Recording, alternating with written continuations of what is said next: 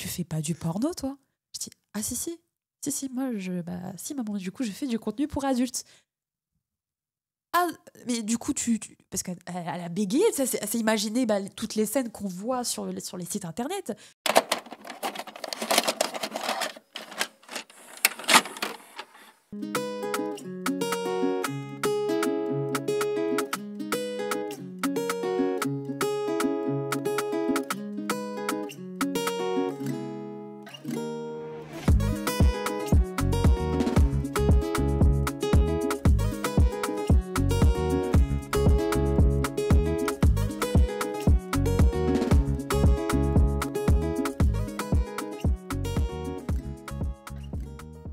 Hello tout le monde. Salut la famille.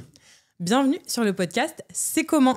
C'est comment ? Qu'est-ce que c'est ? C'est ton podcast où on évoque le ressenti et on laisse de côté les faits. Le tout animé par un frère et une sœur inséparables. Le rendez-vous, vous le savez, c'est tous les dimanches à 18h.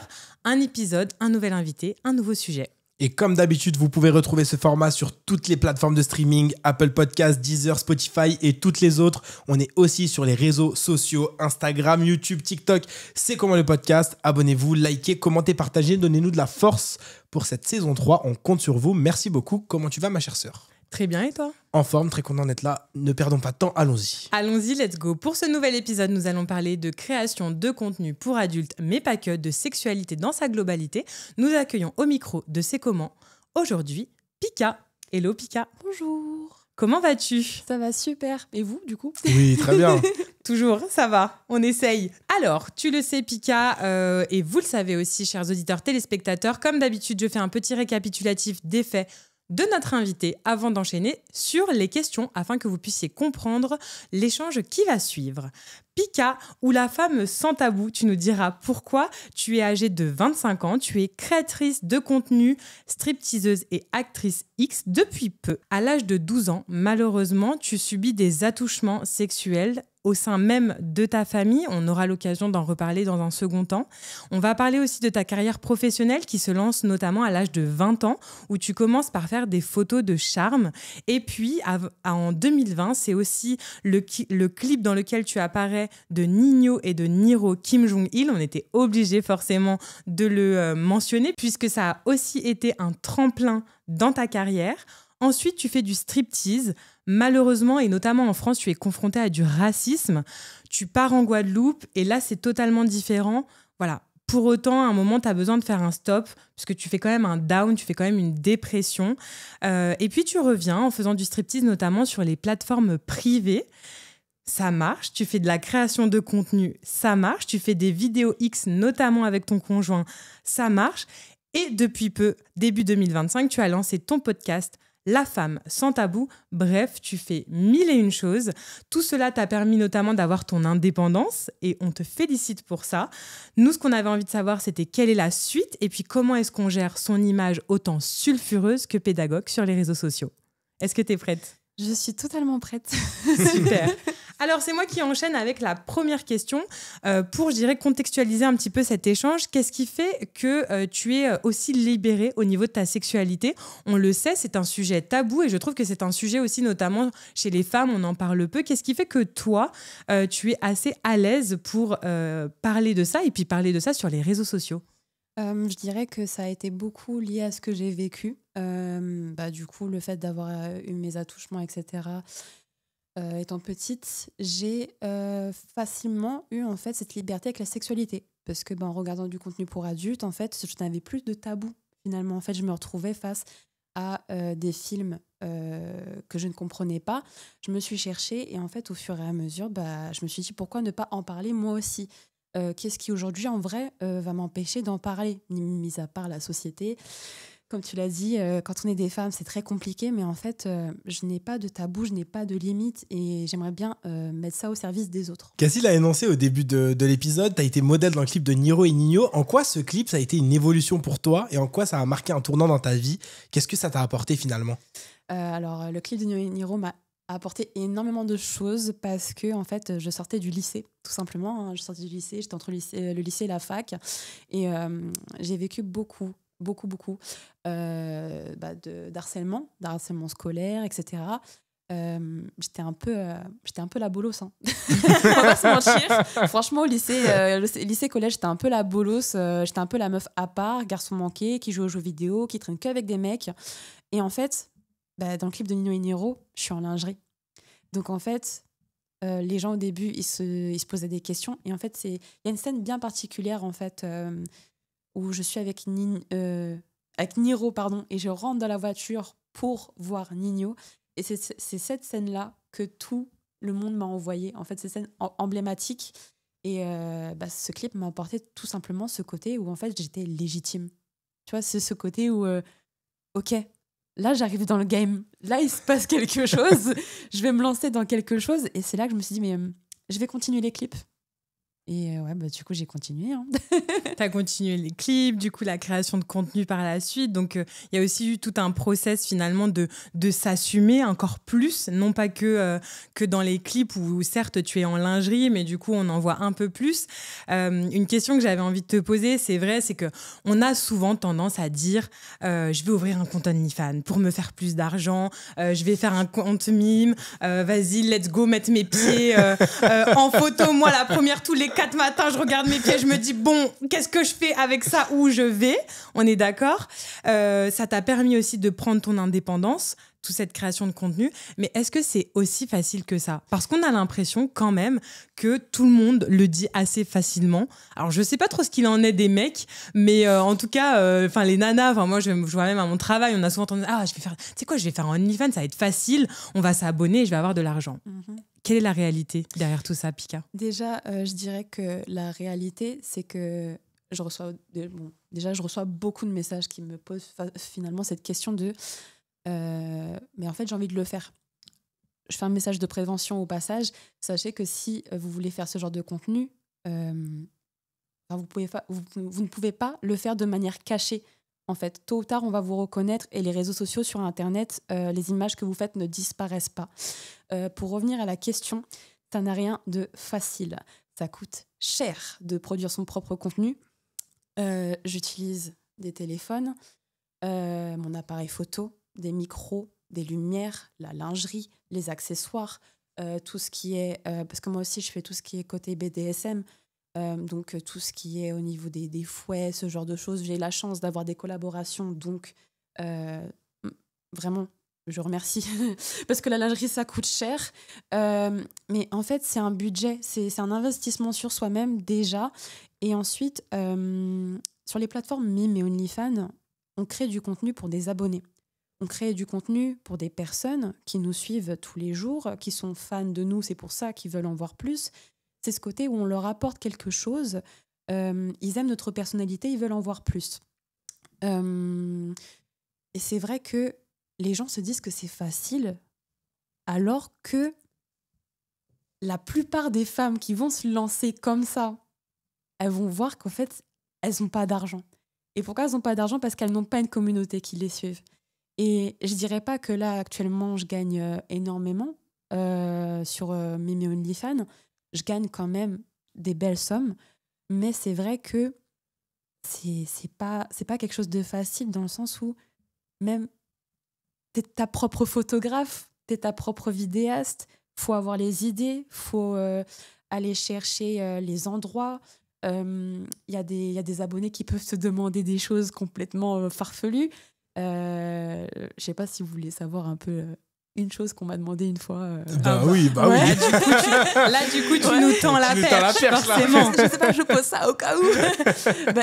Par exemple, moi, c'est vrai qu'il y a quelque chose qu'on m'a demandé. Clairement, c'était de faire une vidéo où je pisse devant la caméra. Chose que je ne fais pas. Il y a des femmes qui le font. Elles le font, c'est OK pour elles, il n'y a pas de souci. Moi, je reste dans l'érotisme, dans la sensualité et aussi dans la prévention, parce que je fais aussi des tutos, du coup. Je fais aussi des tutos choupa choups. Voilà, parce que voilà. C'est très important de pouvoir aider les femmes, mais j'essaie aussi de le faire à travers la sexualité. Mais c'est vrai que c'est pas quelque chose de facile. Faut vous enlever cette idée de la tête. Ça n'a rien de facile. Ça me rend triste même que les gens se disent que c'est facile alors que je passe mon temps à faire ça, quoi. Au moment du pré-entretien, tu nous disais que ta mère a appris du coup que tu faisais ce type de contenu. Tu nous as raconté la fameuse anecdote dans la manière dont elle l'a apprise. Moi, j'aimerais bien que tu reviennes dessus parce que c'était vraiment, vraiment sympa. Alors du coup, l'année dernière, j'ai commencé à faire des conférences pour aider les femmes à avoir confiance en elles, même en dehors de la sexualité. Parce que du coup, vu là où j'en suis aujourd'hui, y a des gens qui se sont dit que j'étais légitime d'aider les femmes à croire en elles. Et du coup, je faisais une conférence et à cette conférence, il y avait ma maman. Et ma maman qui est tout enjouée, qui est en train de filmer comme les vieux avec leur téléphone, etc. J'explique devant tout le monde, du coup, parce qu'on m'a posé cette fameuse question de mais toi, du coup, tu fais quoi comme métier parce qu'on ne t'a pas demandé. Donc, moi, j'explique, je suis créatrice de contenu sur les réseaux sociaux, voilà, stripteaseuse, photographe, et je fais aussi du contenu pour adultes. Tout le monde dans la salle a applaudi, a compris ce que j'ai dit. Ma maman était toujours avec le téléphone comme ça, elle était là, yes, c'est trop bien, c'est ma fille. Donc, les femmes viennent la voir à la fin. Franchement, mais bravo à vous d'accepter ce que votre fille a fait parce que franchement, moi, ça aurait été compliqué, hein, je vous avoue. Ça aurait été très dur pour moi. Ma maman, vous savez, aujourd'hui, ma fille, elle est grande, elle fait ce qu'elle veut. Non, non. Quelques jours après, je rappelle ma mère. Je lui demande qu'est-ce qu'elle a pensé de la conférence et est-ce qu'au final, elle a vraiment compris ce que je faisais parce que bon, ma maman savait que je faisais du striptease. Elle m'avait autorisé à mettre une barre de pole dance dans ma chambre. Ma maman savait que je travaillais avec des marques de sextoy. Parce que du coup, je les exposais librement dans ma chambre. Maintenant, j'arrive au téléphone et je lui dis mais est-ce que vraiment tu as compris ce que je faisais comme métier? Elle me dit oui, tu aides les femmes dans la sexualité, tu leur donnes des conseils, etc. Oui, mais est-ce que tu as vraiment compris? Ah, parce qu'il y avait autre chose. Oui, enfin du coup, je suis actrice porno. Et tu fais... Là, vraiment, j'ai eu la réaction de ma mère derrière le téléphone en mode mais ma fille, tu fais pas du porno, toi? Je dis ah si, moi, si maman, du coup, je fais du contenu pour adultes. Ah, mais du coup, parce qu'elle a bégayé, elle s'est imaginé toutes les scènes qu'on voit sur les sites internet. Je l'ai arrêté tout de suite, je lui ai dit alors par contre, moi, je fais mon contenu soit toute seule, comme tu as pu comprendre que je le faisais dans ma chambre, soit toute seule, soit du coup, je le fais avec mon chéri, donc qu'elle connaît très bien. Ah, mais du coup, vous faites l'amour en vidéo? Oui, et tout le monde peut nous voir. C'est ça. Ah ouais, non, c'était incroyable d'expliquer à ma mère, parce que ma mère est très conservatrice. Hein, elle a été, ma maman est française, élevée à la française, très pudique. Du coup, ce concept de je montre à tout le monde comment je fais l'amour, comment je fais ci.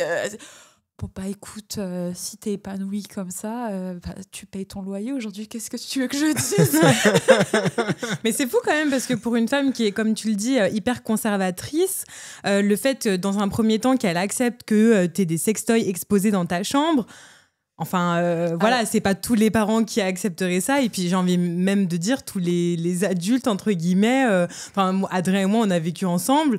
J'aurais pas aimé qu'il expose ses sextoys ou que moi, j'en ai pas, mais voilà quoi. Je pense que j'aurais pas kiffé. Après, il faut préciser que vraiment, moi, c'était des sextoys, mais des sextoys en verre. Voilà, c'était pas des gros trucs bien. C'était beau. Voilà. Ouais, c'était presque. C'était beau, c'était ouais. esthétique. Et ma maman et moi, ça a été quand même très conflictuel, hein, parce qu'il y a beaucoup de gens sur les réseaux sociaux qui me disent ouais, mais tes parents, ils acceptent tout et n'importe quoi. Ça a été très conflictuel avec ma maman. Et faut savoir que je me suis battue. Je me suis battue vraiment pour lui faire comprendre que je suis pas comme les autres. J'ai pas envie d'être comme les autres. Donc, ouais. Tu vois, tu me fais une passe parfaite pour ma prochaine question parce que j'allais te demander justement, est-ce que tu as des proches qui t'ont tourné le dos au moment où tu t'es lancé? Là, tu me disais qu'avec ta mère, ça a été conflictuel, puis maintenant, ça va beaucoup mieux. Mais est-ce qu'il y a d'autres gens qui t'ont tourné le dos et qui t'ont dit non, mais moi, je suis pas OK avec le fait que tu fasses ça et je veux plus rien savoir? Alors, à ce niveau-là, je dirais que malheureusement, à cause de tout ce que j'ai vécu, vraiment tout ce que j'ai vécu, je me suis beaucoup renfermée sur moi-même. Ma famille me suit sur les réseaux sociaux. Ma famille sait ce que je fais. Malheureusement, du coup, ils vont voir cet épisode, je l'espère. Malheureusement, alors déjà, je suis pris par l'émotion.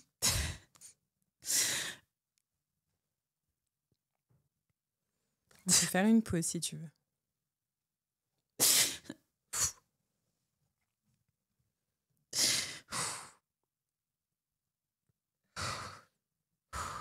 Mes cousins, mes cousines, mes tantes, je les aime de tout mon cœur. Et je n'ai jamais été proche d'eux.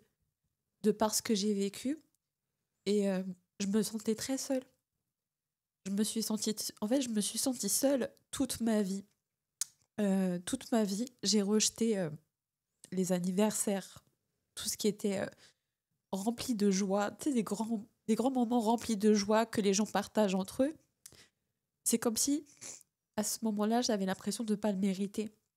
J'avais l'impression de ne pas être à ma place. Du coup, j'ai rejeté beaucoup de personnes autour de moi.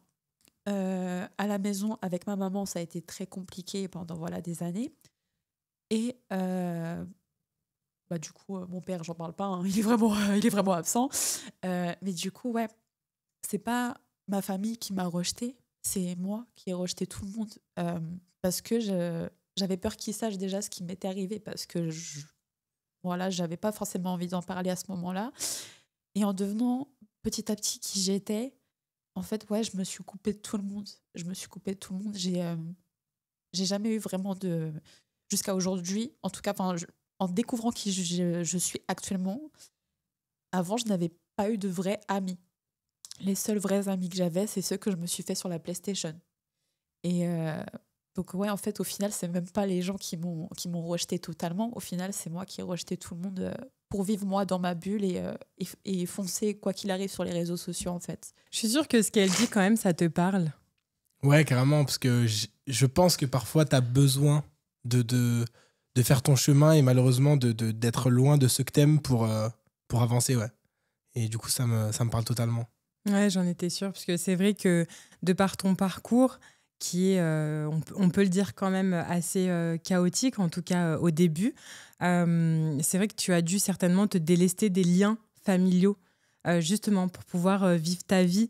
Et c'est vrai que parfois, ça paraît triste, mais c'est aussi parfois un mal pour un bien de dire je vous aime, mais je vous aime de loin. Parce que vous avoir dans mon entourage ne m'aide pas à m'accomplir et à être qui je dois être. C'est exactement ça. Franchement, j'aurais pas dit mieux. T'as complété vraiment tout ce que je voulais dire. En tout cas, aujourd'hui, bien évidemment, il y a toujours des cicatrices de ton passé, comme tout le monde. On en a tous des cicatrices, elles sont juste dans le dos et on les voit pas et on les montre pas aussi. Mais tu t'exposes sur les réseaux sociaux et notamment avec ton copain, comme on l'a dit. On avait une question au regard de vos relations, je dirais, sexuelles. Sont-elles différentes ? Est-ce que quand on fait de la création de contenu, finalement, est-ce que, entre guillemets, ça devient pas limite une corvée ? On est en mode, bon, frérot, moi je t'ai déjà vu toute la journée. Voilà, tu vois, ça va quoi. C'est le charbon. Tu vois, ou au contraire, peut-être qu'on découvre de nouvelles choses et qu'on se dit, bah attends, j'aimerais bien qu'on teste ça quand même dans notre, entre guillemets, notre vraie intimité, vraiment que tous les deux dans notre bulle, à nous, notre cocon. Est-ce que ça change un peu ce rapport à nos relations sexuelles avec son partenaire ? Alors moi, déjà, je dirais que on a vraiment, chaque créatrice et créateur de contenu va avoir sa manière de faire. Les couples ne fonctionnent pas tous pareil. C'est vrai que moi, je suis très ouverte sexuellement. J'ai découvert ma sexualité seule. Du coup, j'adore découvrir beaucoup plus de choses. Et en fait, avec mon chéri, en fait, à l'heure actuelle, quand on fait du contenu, on sait que c'est pour le travail. Donc, c'est-à-dire que on va chercher des idées. On va prévoir à l'avance les positions qu'on veut faire. On va choisir tel ou tel objet, tel ou tel lubrifiant, tel ou tel... Enfin, voilà. Tout est prévu. On va dire, quand c'est vraiment de la création de contenu pur, vraiment, on veut un vrai projet, tout est prévu de A à Z. Après, des fois, on fait des petites sextapes, voilà, on est dans notre mood. Je dis, tiens, prends le téléphone, filme, voilà. Freestyle. Voilà, freestyle, des petits trucs comme ça.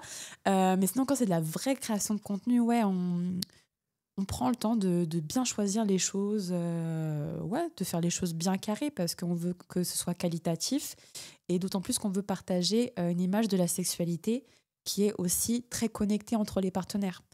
On le sait très bien sur les films pour adultes, malheureusement, ce qui est montré, c'est la femme-objet. Beaucoup de femmes-objets, beaucoup de c'est l'homme qui prend son pied et puis la femme, elle est juste là. C'est du contenu pour les hommes, finalement. En vrai, si on regarde bien, il n'y a que du contenu pour les hommes, finalement. Moi, je ramène un peu cette touche d'érotisme, cette touche de consentement qui manque dans les vidéos. Et c'est le côté, un peu... on est en couple et on vous partage notre aventure, en fait, aussi, finalement. C'est ça Donc, qu'on c'est fait. bien d'avoir trouvé quelqu'un qui partage avec toi cette activité, ce métier. Tu nous en diras un peu plus comment est-ce que tu le définis. Forcément, on sait que aussi s'exposer sur les réseaux sociaux de manière générale, même nous au travers du podcast et encore plus dans sa sexualité, on s'expose aux critiques, bien évidemment. Et tu en fais l'objet d'ailleurs et tu le dis, on le voit sur tes différents réseaux sociaux. Tu n'hésites pas à reprendre les commentaires et parfois de personnes qui sont un peu plus connues mais que je ne citerai absolument pas dans ce podcast. Qu'est-ce que tu réponds aux gens qui te disent justement qu'être créatrice de contenu, c'est dégradant, c'est de la prostitution, c'est tu te respectes pas, c'est t'as aucune valeur. Qu'est-ce que tu leur dis à tous ces gens? Alors moi déjà, je pars du principe que vraiment, j'insiste pour ceux qui écoutent, on a tous notre avis sur la chose. Maintenant, le problème, c'est qu'il y a des gens qui ne savent pas respecter les avis des autres.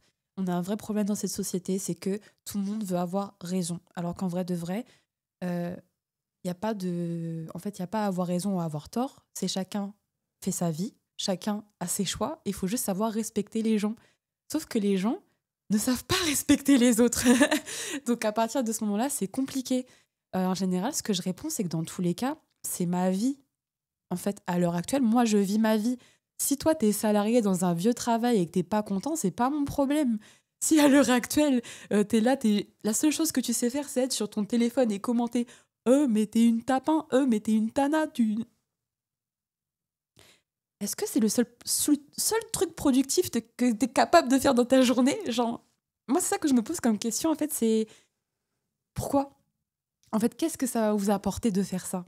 Qu'est-ce que, en vrai de vrai, à l'heure actuelle, quand vous faites une rétrospective sur vous-même, que vous voyez les méchants commentaires que vous postez sur les réseaux sociaux à des gens que vous ne connaissez même pas et à des gens qui ne vous connaissent pas, qui ne connaissent même pas votre existence, à l'heure actuelle, qu'est-ce que ça va vous apporter? À part ce sentiment de « Ah, tiens, j'ai posté ça aujourd'hui comme commentaire, c'est cool, ça a remonté mon ego, demain je vais aller au travail et je vais rester dans ce travail pendant 30 ans et je vais aller à la retraite. » Et puis, non. Puis j'en aurais pas forcément une Ouais. de J'en retraite. aurais pas forcément Aussi. une. Ouais, non, c'est... Je comprends tout à fait que les personnes... Alors moi, je sais pourquoi ce genre de personnes postent ce genre de commentaires. C'est de la frustration. Les gens sont frustrés de ne pas pouvoir vivre tel qu'ils le souhaiteraient. Malheureusement, c'est très triste. J'aimerais aider tout le monde. J'aimerais aider, faire en sorte que les gens se sentent libres, qu'ils puissent travailler dans tout ce qu'ils souhaiteraient faire. Moi, c'est ça que je souhaiterais pour tout le monde. Mais le problème, c'est que, en fait, moi, comme je suis une femme et que je parle de sexualité et que je fais du contenu pour adultes, j'ai pas mon mot à dire apparemment dans cette société. Donc, non, là, vraiment, le truc à faire en soi, c'est juste tenir bon. J'ai pas grand-chose à dire en fait à ces personnes-là parce que je sais que c'est de la frustration. Donc, je lâcherai pas l'affaire. T'as de la pitié pour eux un petit peu. J'ai beaucoup de pitié pour les personnes qui postent des méchants commentaires envers moi, moins envers les autres. Quand il y a des filles qui viennent me défendre en commentaire et tout, elles sont adorables, elles s'en prennent plein la tronche aussi. Moi, ça, j'ai du mal, je le supporte très très mal parce que je sais que moi, j'ai la force en fait. Les commentaires ne m'atteignent pas, mais en fait, il y a des filles, elles le supporteraient pas. Aujourd'hui, par exemple, il y a une fille qui a commenté à une autre fille qui m'avait défendu sur la vidéo mais toi, la baleine, on t'a pas parlé. J'ai regardé le profil de la fille, voilà, c'est une fille grosse, à savoir que le mot grosse n'est pas du tout péjoratif, ok, j'insiste dessus, la grossophobie, ça va 2 secondes. Non, c'est pour ces filles-là que je me bats. C'est les filles qui ont du harcèlement au quotidien aussi. Donc, je veux pas arrêter sur les réseaux sociaux. Vous allez me voir encore. On va revenir de toute façon sur tout cet aspect un petit peu, on va dire, préventif, voilà, tous les messages que tu souhaites passer aussi à travers ton activité. Justement, j'utilise le mot activité. Est-ce que pour toi, c'est une activité ou c'est un métier? Comment tu le vois? Est-ce que vraiment tu prends ça comme un job, comme quelqu'un qui se dit « je me lève, je vais travailler, je rentre chez moi ». Toi, tu le vis un peu pareil? Alors moi, je ne le verrais pas comme un travail, dirais-je, comme ce que l'on voit dans la société tous les jours. Donc, je me lève, métro, boulot, dodo. Moi, à l'heure actuelle, je vis de ma passion. À l'heure actuelle, je vis quelque chose d'incroyable dans le sens où je peux travailler à l'heure que je veux. Je peux travailler à l'heure que je veux. Si je veux ne pas travailler toute la journée et juste travailler la nuit, je peux le faire. Si je veux pas travailler pendant 3 jours et après travailler le reste du temps, je peux le faire. Mais maintenant, comme je suis auto-entrepreneur, quand tu veux des sous, ça dépend que de toi. Donc maintenant, c'est ça aussi, c'est que les gens ne comprennent pas que vous allez vous lever tous les jours, métro, boulot, dodo, vous avez un patron qui vous paye pour vos heures de travail. Nous, en tant que créatrice de contenu pour adultes, si on ne travaille pas, on n'a pas d'argent. Si les clients ne nous achètent rien, on n'a pas d'argent. C'est comme tout commerce finalement, hein. Je suis commerciale, j'ai fait des études de commerce en plus. Mais ouais, c'est du commerce en fait. Donc,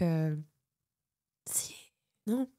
À l'heure actuelle, je vis de ma passion. Mais ouais, s'il n'y avait pas de personnes pour acheter, je ne pourrais pas en vivre. Et c'est pour ça que je remercie toujours mes abonnés d'être là et de me soutenir parce que ouais. Est-ce que tu l'assumes entièrement, cette activité, ce métier, auprès des gens? Par exemple, si toi et moi, on était amenés à se rencontrer en soirée, je te connais pas, tu me connais pas, je te dis, tu fais quoi dans la vie? Est-ce que spontanément, tu me dirais, ouais, bah moi, je suis actrice X ou je fais du contenu pour adultes? Tu l'assumes clairement? Oui, tout le monde. Ouais. Tout le temps. Tout le temps. Et ouais, j'ai tellement pas de tabou. Franchement, je m'accepte telle que je suis. Je vis ma vie à fond. Tant pis si les gens, ils aiment pas, tant pis. Parce qu'en fait, en vrai de vrai, si tu te caches pour les gens d'être qui tu es vraiment, bah, tu rencontreras que des fausses personnes dans ta vie, tu rencontreras que des personnes qui ne te méritent pas vraiment en fait.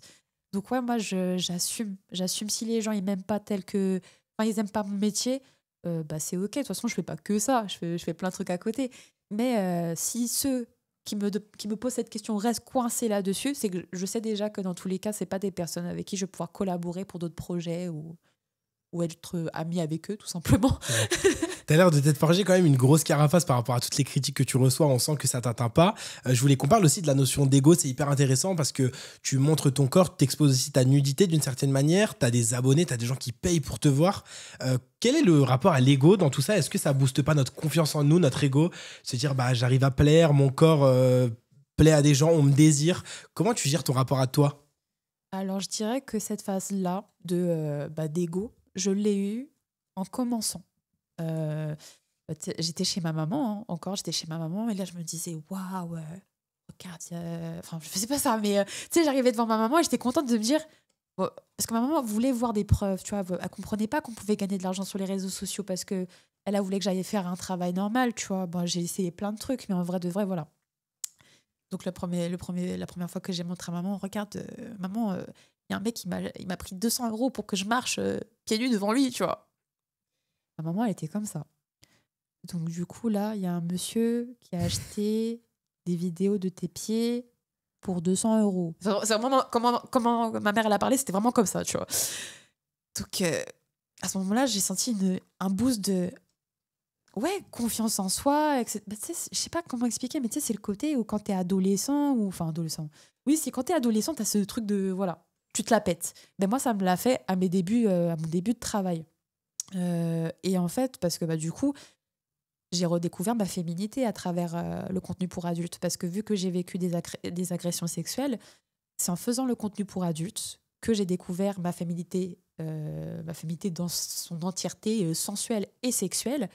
Et là, je me suis sentie femme, je me suis sentie belle, je me suis sentie sexy. Et là, j'en ai joué énormément dans mes débuts, tout en restant moi-même. Maintenant, à l'heure actuelle, c'est lambda pour moi, en fait. Je suis une fille comme les autres. Et d'autant plus que maintenant, aujourd'hui, j'ai juste compris que je suis juste reconnaissante, en fait. Ouais. Avant, j'avais beaucoup d'ego, voilà. Aujourd'hui, je suis juste reconnaissante d'avoir des personnes qui dépensent leur argent pour moi, parce que c'est quand même quelque chose d'extraordinaire, en fait, tout simplement. Et est-ce que tu as tendance peut-être à te comparer aussi à d'autres créatrices de contenu? On le sait, hein, franchement, je crois que c'est un peu humain de se comparer sans cesse aux autres, et notamment avec les réseaux sociaux où on montre une vie où tout le monde réussit, tout le monde est beau, tout le monde est gentil, bref. Donc là, on est dans la création de contenu, on montre son corps. Est-ce qu'on n'a pas encore plus tendance à se comparer aux autres personnes? Alors moi, je sais qu'au niveau de mon corps, non. Je me compare pas du tout aux autres filles parce que j'ai appris à m'aimer telle que je suis. Et c'est ce côté-là que j'essaie de faire en sorte aussi que les femmes comprennent, c'est qu'il faut s'aimer tel que l'on est. Et en m'aimant telle que je suis, voilà, je me suis lancée dans le contenu. Et par contre, le côté où tu vas te comparer aux autres filles, je pense que ça va être le côté où elles font plus d'argent que toi. on n'a pas du tout le même type de contenu. Il y a des filles qui font vraiment des choses un peu plus trash, un peu plus à la française, finalement ce que les hommes ont envie de voir. Quand je vais sur Twitter et que je vois certaines filles qui font certains types de contenu, moi, c'est vrai que je ne me reconnais pas du tout là-dedans. Je ne pourrais jamais faire ça, ou alors je le ferais, mais d'une autre manière. Et forcément, vu que je ne fais pas ça, je gagne moins d'argent. Donc ça crée de la frustration parce que je me dis, j'aimerais gagner plus pour faire plus de projets et montrer à mes abonnés que je suis capable de donner plus. Moi, c'est à ce niveau-là que j'ai beaucoup de frustration. C'est qu'en vrai de vrai, tu sais, en plus, même dans les commentaires, on me le dit, mais t'es riche, toi, t'as grave de la thune et tout. Moi, je l'avoue, je dis, frérot, je suis comme toi. Fin du mois, je suis à découvert. On est ensemble. Franchement, à l'heure actuelle, je suis quelqu'un comme tout le monde. En plus, je suis à découvert facilement. Pourquoi ? Parce que moi, j'investis sur mes projets, donc j'achète d'autres trucs derrière.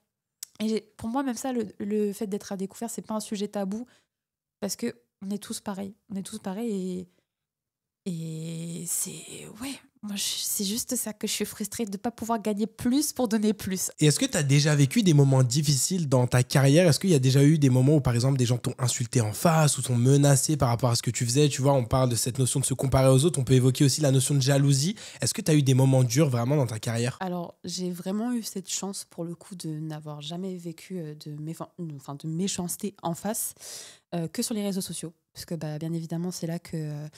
toute la méchanceté se cache. En face, j'ai vraiment eu de la chance d'avoir des abonnés, coucou, qui venaient me voir, hommes, femmes, même du coup des ados de 15 ans, qui venaient me voir pour me dire bravo pour ce que tu fais. On regarde ce que tu fais. On apprécie ce que tu fais. Une mère de famille avec sa fille, donc une mère qui avait à peu près... 40, 50 ans et sa fille de 20 ans m'ont arrêté, ils m'ont dit écoute, on regarde tes vidéos sur YouTube sur la sexualité, on en apprend beaucoup, continue comme ça. Donc ouais, à l'heure actuelle, je suis très heureuse de pouvoir apporter quelque chose aux gens et j'espère que ça va continuer, qu'il ne va rien m'arriver et puis voilà, j'espère qu'il va rien arriver à personne, hein, mais bon, les réseaux, ça va très très vite, quoi. Ça fait peur, mais plus t'es connu et plus on te reconnaît dans la rue. Moi, avec ma touffe de cheveux de base, je passe pas inaperçue. Donc, ouais, on espère juste que ça va continuer comme ça. Alors, c'est vrai que tu as dit que tu avais fait face à aucun coup dur, mais on l'a quand même, je l'ai quand même notamment spécifié en introduction, c'est que quand tu faisais du striptease, tu as quand même dû faire face à du racisme. Comment est-ce que ça se traduisait ? J'imagine que c'était pas forcément un racisme qui est frontal, qui est un peu plus dissimulé. Ça fait partie, à mon sens, quand même des coups un peu, des coups bas de ta carrière. Comment est-ce que ça s'est traduit ? Du coup, moi, comment je l'ai vécu, c'était déjà racisme et grossophobie. Quand tu es sur scène, sur le stage et que les regards, tu sais, les mecs, c'est vraiment, hein, je vais vous raconter un truc. J'espère de tout cœur que les hommes qui vont dans les clubs de striptease, vous allez regarder les filles autrement, hein, parce que franchement, on n'en peut plus. En fait, nous, on danse devant les hommes. Donc, le but, après, c'est de pouvoir vendre des danses derrière. Mais tu sais, les hommes, ils sont comme ça. Ils te regardent mal. Ils sont là, ils te regardent mal. Juste, même pas un petit sourire. T'es là, tu danses, tu montres ton art, ta sensualité, tu lâches des petits sourires et eux sont comme ça. Moment très gênant. Le côté aussi où quand tu vas t'installer à table, tu vas parler avec eux. Du coup, t'es d'où ? Moi, je viens des Antilles et tout. Ah ouais, tu viens des Antilles ? Ouais, non, tu sais, moi, j'aimais bien la petite française là-bas. Enfin, tu vois, il y a ce genre de choses qui passent comme ça. Puis après, il y a le côté où, tu sais, encore une fois, le côté femme-objet, les mecs se permettent aussi de faire tout ce qu'ils veulent sur nous. C'est-à-dire qu'à tout moment, ils viennent, ils me touchent les cheveux. Ah, tiens! Cassie, elle déteste. C'est terrible, genre, ah tiens, c'est original ça. Mais il y a un mec qui m'a vraiment dit ça une fois. Ah mais tiens, c'est original ça, mais ça on voit pas beaucoup ça en France. C'est souvent dans les coins un peu là où il y a des noirs, quoi. Je vous invite à voyager. Juste peut-être sortir de chez vous, je sais pas. Mais non, il y avait trop de phases. trop de phases dans les clubs de striptease. C'est pareil que le X. C'est un milieu très sombre. C'est vraiment, en fait, il y a trop de choses à prendre en compte, d'autant plus qu'il y a l'alcool.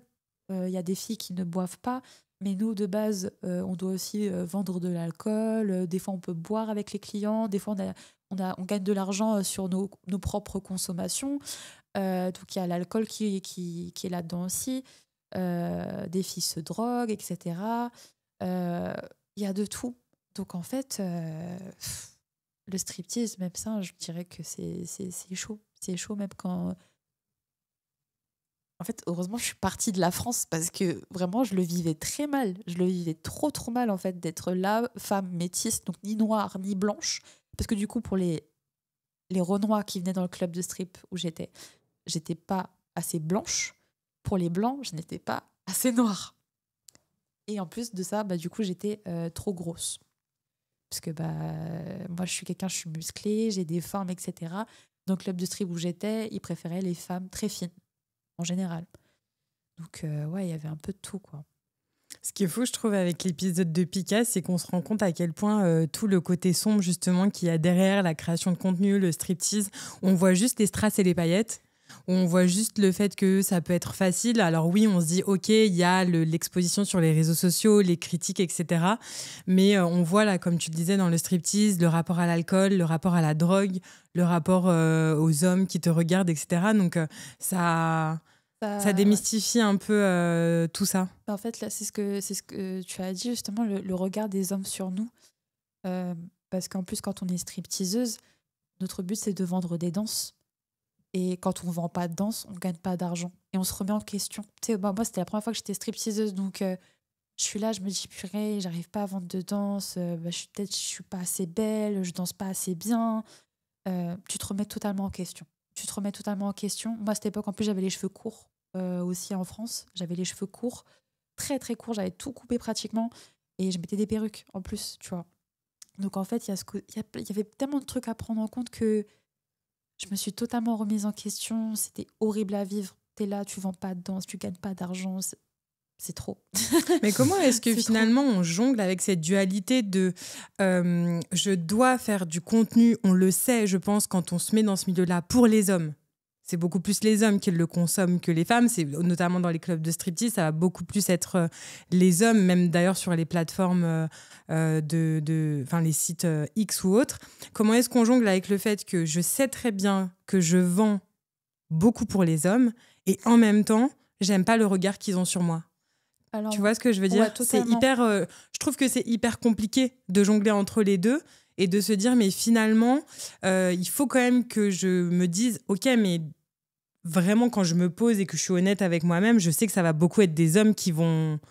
Enfin, je sais pas, peut-être que dans tes abonnés, tu as peut-être des femmes aussi, mais je pense que la plupart de tes clients sont des hommes. Oui. On est d'accord. Donc, comment on gère tout ça? À ce niveau-là, du coup, maintenant que je travaille en Guadeloupe, je n'ai plus ce souci, donc je suis vraiment épanouie. Mais j'ai pris le temps, moi, dans mon métier de stripteaseuse. Bon, il y a des filles, franchement, elles y vont, elles sont là. On va en danse? Non, je vais voir ailleurs. On va en danse? Oui, allez, viens. Tu prends des shows de 40 minutes et tout. Enfin, elles sont vendeuses. Elles sont là, tac, tac, tac. Moi, je suis quelqu'un, j'ai besoin d'un contact, j'ai besoin de parler à la personne, j'ai besoin d'être posée parce que ce que j'aime dans le striptease, c'est faire plaisir. Moi, même dans le contenu X, ce que j'aime, c'est donner du plaisir. C'est ça qui m'anime, c'est ça qui m'excite, très clairement. Ce qui m'excite, c'est de donner du plaisir dans mon érotisme et dans ma sexualité. Donc, en fait, j'ai pris conscience qu'en fait, oui, il va y avoir des hommes qui vont pas m'aimer, il y a des hommes qui vont pas aimer mon physique, qui vont clairement me le faire comprendre, même quand j'arrive à la table. Non, genre, voilà. J'ai accepté. J'ai appris à accepter tout simplement, à me dire que c'est pas grave, ils veulent quelqu'un d'autre. Même des fois, tu sais, on est à table comme ça avec des clients, je suis censée parler à quelqu'un, mais la personne, en fait, me calcule pas du tout. Donc, au final, je lui ai dit, est-ce que tu veux que j'aille te chercher une autre danseuse? Peut-être qu'il y a quelqu'un d'autre qui te plaît. Tu as le droit de ne pas vouloir parler avec moi, tu sais. C'est toujours ce côté relationnel, social. On est avec des clients. Oui, on est là pour faire notre argent, mais en fait, on est avec des personnes qui ont aussi des besoins. Donc, que ce soit pour le contenu pour adultes ou pour être stripteaseuse, les filles oublient aussi que ce ne sont pas que des machines à sous, ce sont aussi des hommes qui ont des besoins à assouvir. Donc, en fait, c'est ça aussi qui a joué. C'est ce côté, en fait, ouais, j'accepte. Si tu veux pas de moi, c'est pas grave. Je vais aller voir quelqu'un d'autre. Peut-être que la personne va aimer aussi ce que je fais. Et puis voilà, non, faut apprendre à faire avec aussi. Et justement, à pouvoir apprendre à s'aimer, à réapprécier sa propre image et à ne pas se descendre juste parce que quelqu'un ne veut pas de nous à ce niveau-là, quoi. Ouais, j'ai l'impression que tu as fait ton propre cheminement et c'est ça qui est intéressant, je trouve, dans ton parcours, c'est qu'on sent que par rapport à tes débuts, tu as fait quand même, tu t'es établi d'une certaine manière. Est-ce que c'est ça? Ouais, totalement. J'ai appris à me connaître, j'ai appris à m'accepter, j'ai appris à comprendre que en fait, il n'y a pas qu'une seule vision dans le monde. En fait, chacun va avoir sa propre vision du monde. Euh, les personnes qui me connaissent vont avoir une vision de moi.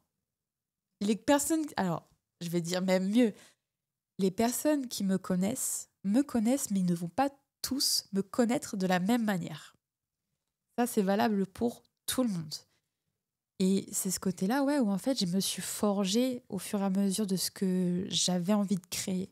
Je me suis affirmée à travers ma spiritualité aussi également.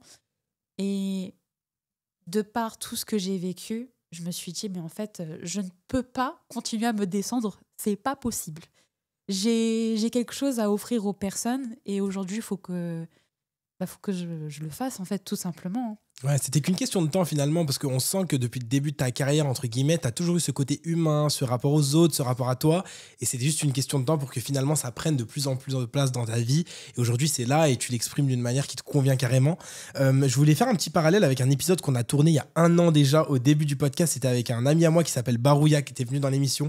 Lui, c'était un rappeur, et en gros, on lui avait posé la question de lui dire, en tant que rappeur, jeune en plus, est-ce que tu te vois vieillir dans le monde du rap, quand on sait que le rap, c'est un milieu qui est quand même assez fait pour les jeunes, c'est une musique qui est consommée par les jeunes. Le parallèle que je voulais faire avec toi, c'est de te dire, toi, tu es dans la création de contenu pour adultes. Comment tu te vois vieillir dans ce milieu? Est-ce que tu n'as pas peur des fois de te dire, un jour, les hommes voudront plus de moi, je serai plus vraiment intéressante pour les gens qui regardent ce type de contenu? Parce que c'est vrai que du porno avec des personnes vieilles, âgées, on n'en voit pas trop, en tout cas pas à ce que je sache. Du coup, comment toi tu le vois ça? Et est-ce que peut-être que tu veux amener ta pierre à l'édifice et te dire, moi même à 80 ans, je vais faire du contenu pour adultes, on va créer une nouvelle mode, je sais pas. Alors moi je sais, bon après au niveau des personnes âgées etc, il y a toujours des catégories mais bon voilà. Alors il faut savoir déjà que je ne me vois pas créatrice de contenu pour adultes toute ma vie. Le projet vraiment que j'aurais final, c'est de pouvoir aider les femmes dans leur sexualité. Moi c'est ça que je veux, c'est pouvoir créer des communautés de femmes qui se comprennent, qui comprennent leur corps, qui comprennent que c'est OK de prendre du plaisir. Pareil, si je peux rassembler des couples qui ont envie d'apprendre à se donner du plaisir mutuellement. Moi, mon projet, c'est de créer des communautés où en fait, on peut grandir ensemble en faisant par exemple des... mince, j'ai encore oublié les mots. Des voyages où en fait on va par exemple je sais pas, à Bali, et en fait on se reconnecte tous ensemble à notre sensualité, à notre sexualité. Enfin voilà, en fait dans tous les cas je ne me vois pas continuer à vendre mon chouchou sur internet. Je ne me vois pas continuer à faire ça, non, pas du tout. Mais dans le conseil sexuel plutôt, beaucoup dans le conseil sexuel, beaucoup dans le fait d'aider les gens à s'accepter tels qu'ils sont, à foncer pour leur projet, ne pas avoir peur de continuer en fait à y croire. Parce que c'est dur dans notre société de croire en nos projets, c'est très très dur de lancer quelque chose. Y a énormément de peur qui rentre en compte. Et ouais, non, moi je me vois pas vieillir dans le contenu pour adultes, mais en tout cas dans le conseil sexuel, totalement. C'est totalement ma cam. Finalement, j'ai l'impression que la création de contenu pour adultes, c'est plus un moyen qu'une réelle finalité pour toi. Peut-être un moyen de te créer une audience, des gens qui te suivent, et de parler justement de la sexualité pour ensuite le convertir en autre chose. Est-ce que je me trompe ? Alors, moi, je fais du contenu pour adultes parce que j'aime faire ça. Mais je sais qu'en vrai de vrai, vu que je ne fais pas comme toutes les autres créatrices, je gagnerai jamais autant qu'elles, donc je ne pourrai pas en vivre toute ma vie. Donc, pour l'instant, ça me permet de continuer mes projets et de me lancer sur ce que j'ai vraiment envie de faire aussi. Parce que, bon, moi, comme je disais, je suis très spirituelle, donc j'ai des cartes à la maison. Et ces cartes, quand je les utilisais, me disaient clairement qu'en fait, moi, dans ma vie, ce que je vais être, c'est guérisseuse. Je suis venue sur cette terre pour aider les gens à guérir de leur traumatisme, à pouvoir réussir dans leur vie. Et je sais que je ne suis pas épanouie quand je ne fais pas ça. Quand je n'aide pas les gens à s'accepter tels qu'ils sont, je ne suis pas épanouie. Et du coup, dans le contenu pour adultes, oui, je fais de la sexualité, je partage mon corps, etc. sur les réseaux. Mais en fait, ce qui me plaît le plus, c'est d'aider les gens à comprendre leur corps. Donc, j'aime bien ce que je fais. J'adore. En vrai, j'ai pas de gêne en vrai à montrer mon corps, etc. Donc, voilà. Mais en fait, à travers mon contenu pour adultes, ouais, je veux apporter un truc en plus et pas juste poster comme ça des sextapes qui servent à rien. De ton chouchou. Ouais, voilà. De mon chouchou, finalement. Non, parce que c'est vrai que, voilà, justement, c'est justement cette vision de mais vous, les filles, de toute façon, tout ce que vous savez faire, c'est montrer votre corps sur les réseaux et vous gagnez de l'argent. Moi, c'est cette image-là que je veux pas. Je veux qu'on se rappelle de moi comme la femme sans tabou qui est capable de tout faire, de tout tester et juste d'être épanouie dans ce qu'elle fait, quoi. Et en plus, à travers le contenu pour adultes, j'arrive à montrer le consentement. Donc, tu sais, je suis là, bon, début de la vidéo, vous savez déjà, il est très important que les actes soient consentis. Et après, je me fous tout ce que vous voulez. Mais avant, restez concentrés, s'il vous plaît. Écoutez le cours quand même. Écoutez le cours, exactement. Quel message tu souhaites faire passer à travers tes différents projets? Tu y as déjà plus ou moins répondu, hein. C'est un peu une fausse question que je te pose là, mais j'aimerais que tu réappuies un petit peu sur vraiment tous les messages que tu veux faire passer, cette prévention, cette éducation que tu vas apporter aux gens. Je te donne la parole. Alors, à ce niveau-là, ce que j'aimerais faire comprendre aux gens, c'est du coup que tout ce que vous voyez sur les films porno, ce n'est pas la réalité. Tout ce que vous voyez vraiment sur les sites pour adultes, j'insiste que ce sont des acteurs. Comme vous voyez des acteurs au cinéma, ce sont des acteurs, des actrices qui jouent des rôles, qui ont la plupart du temps un scénario à suivre pour pouvoir réaliser leur contenu. Ils sont parfois en agence, parfois, voilà. Après, moi, je vous avoue que comme je n'ai jamais été en agence, je ne connais pas exactement comment est-ce que ça fonctionne. Moi, ce que je sais, c'est que en tant que créatrice de contenu pour adultes qui se gère seule, je fais mon contenu toute seule. Et en fait, c'est le côté où ça m'agace tellement que les gens ne comprennent pas que c'est pas pareil. C'est pas pareil. Il y a vraiment des acteurs, c'est leur métier, ils font ça. Prenez conscience que en fait, la sexualité que vous allez avoir dans votre vie intime, dans votre vie privée, ça sera jamais la même que dans les pornos. Les mecs, par pitié, arrêtez de croire que la vie, que votre intimité, c'est un film porno. Arrêtez de vouloir venir étrangler des filles ou de gifler des filles sans leur avoir demandé. C'est pas parce que vous le voyez dans les vidéos qu'il faut le reproduire. Pensez à communiquer et à entendre, à comprendre ce que votre partenaire désire. C'est ce que je dis dans la plupart de mes vidéos. Le plus important, c'est la communication et la compréhension. Si vous avez envie de tester des choses dans votre intimité, dans votre sexualité, c'est OK.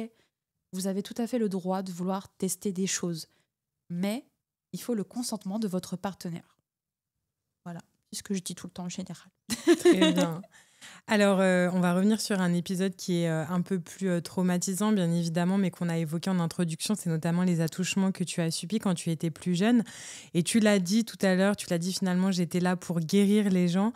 Est-ce que tu crois finalement que ces attouchements, ce n'était pas aussi une manière pour toi de te réapproprier ton corps? Et je pense notamment à Anaïs qu'on avait reçue au tout début de notre podcast et qui, elle, avait subi des attouchements de la part de son beau-père et qui nous disait, alors ça pourrait paraître un petit peu dur, mais que si c'était à revivre, elle revivrait parce qu'en fait, c'est ce qui fait qu'elle est qui elle est aujourd'hui. Voilà, en tout cas, elle accepte son cheminement. Est-ce que toi, c'est pareil? Je suis totalement d'accord avec elle sur ce point parce que j'ai une croyance qui fait que, bon, moi, j'ai pas de Dieu ou quoi que ce soit, j'ai pas de religion. Tout le monde me pose tout le temps cette question, je n'ai pas de religion spécifique. Je crois juste en l'univers, la réincarnation des âmes, etc. Je pense que je suis dans cette vie pour avoir des expériences, pour comprendre qui je suis et ce que j'ai apporté aux gens. Le fait qu'il me soit arrivé tout ça, moi, comment je le vis et comment j'ai envie de le vivre pour pouvoir évoluer, c'est que ça m'est arrivé, je l'ai accepté. Et en vrai de vrai, oui, ça m'est arrivé, mais je pense pas que ce soit pour une mauvaise chose. C'est triste à dire, c'est peut-être bizarre à dire, mais je pense que à l'heure actuelle, si j'ai vécu toutes ces violences sexuelles, c'est que je devais les vivre pour être qui je suis vraiment. Pour toutes les filles qui vivent des agressions sexuelles à l'heure d'aujourd'hui, j'aimerais vraiment que vous compreniez que vous n'êtes pas toute seule à le vivre. Et je vous invite fortement, du coup, si vous le souhaitez, à vous abonner à moi, parce que, bon, je ne peux pas en parler énormément, mais j'ai énormément de projets qui concernent les femmes victimes d'abus sexuels.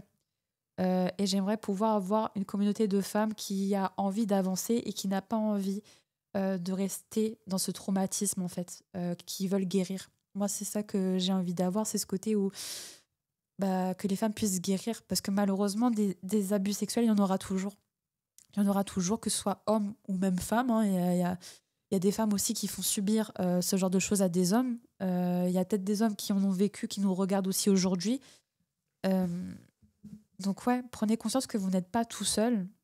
Et ouais, moi, je continuerai juste à donner la force, en fait. Parce que du coup, oui, j'ai cette force, j'ai cette puissance en moi pour pouvoir aider tous les autres, en fait. Même si, bon, il y a des moments où je suis un peu insociable. Non, ouais, je continuerai à le faire quand même. Merci beaucoup, Pika, pour toutes tes réponses. Vraiment, c'était super de t'écouter. On arrive déjà à la dernière question. C'est la question, c'est comment, la question du podcast. Je te la pose tout de suite sans plus attendre. Si maintenant, tu étais dans la tête de tous les êtres humains de cette planète, tu as 1 minute pour parler à l'humanité, mais malheureusement, tu meurs juste après, en 1 minute, qu'est-ce que tu dirais ? Qu'est-ce que tu retiens de voilà, ta carrière, ta vie, tes blessures, ton passage sur Terre, tu le résumerais comment en 1 minute ? Quel message tu ferais passer ? Si j'avais la force de pouvoir faire en sorte que les gens puissent m'écouter réellement et que ça puisse changer quelque chose, j'aimerais que les gens puissent collaborer ensemble pour réaliser plein de projets différents. J'aimerais que les gens prennent le temps de s'écouter eux-mêmes avant de vouloir écouter les autres. Je souhaiterais que les femmes d'aujourd'hui prennent conscience qu'elles ont une force incroyable en elles, même si elles vivent des violences sexuelles, etc., qu'elles peuvent se relever, qu'elles peuvent ne pas rester dans cet état de victime, parce qu'elles peuvent vivre des choses tout à fait incroyables juste derrière en s'assumant. Les victimes ne sont pas les fautives. Donc en fait, prenez conscience que vous avez toute la force nécessaire pour vous relever, peu importe tout ce que vous vivez aujourd'hui dans votre vie. Et il y a trop de choses que j'aurais aimé dire, mais... Mais 1 minute. Ouais, c'est dur, hein. C'est très très dur. Non, juste faire en sorte que tout le monde puisse vivre tel qu'il le souhaite. Surtout, prenez conscience que vous avez cette puissance en vous pour pouvoir réaliser vos projets. Il suffit juste que vous le fassiez et que vous arrêtiez, par exemple, d'être trop sur les réseaux sociaux. Prenez conscience de ce que vous regardez. Soyez conscient à n'importe quel moment dans l'instant présent et regardez des choses qui vous permettent d'apprendre des choses, pas du divertissement, qui vous permettent d'apprendre des choses et de comprendre le monde autrement que ce que vous ne voyez déjà. Je pense que c'est déjà bien.